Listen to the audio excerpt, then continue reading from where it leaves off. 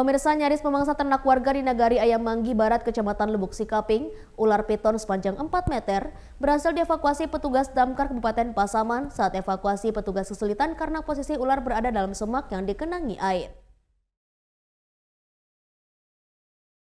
Petugas damkar Kabupaten Pasaman kembali mengevakuasi seekor ular piton sepanjang 4 meter yang nyaris memangsa ternak warga di daerah Padang Sarai, Nagari Ayam Manggi Barat, Kabupaten Pasaman, Sumatera Barat.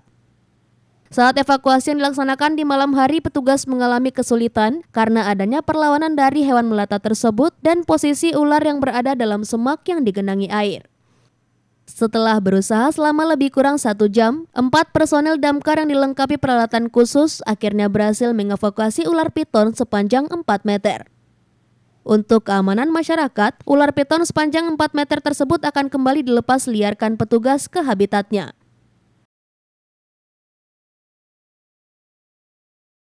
Berarti laporan warga adanya ular yang segera kami menuju ke lokasi.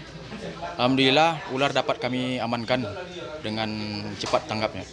Ular piton sepanjang 4 meter. Ya, kendala kita di lapangan yaitu kita evakuasi pada malam hari yang menyebabkan ular itu agak ganas, tapi alhamdulillah tidak terjadi apa-apa di lapangan. Dari Pasaman, Sumatera Barat, Aryo Hanas, iNews melaporkan.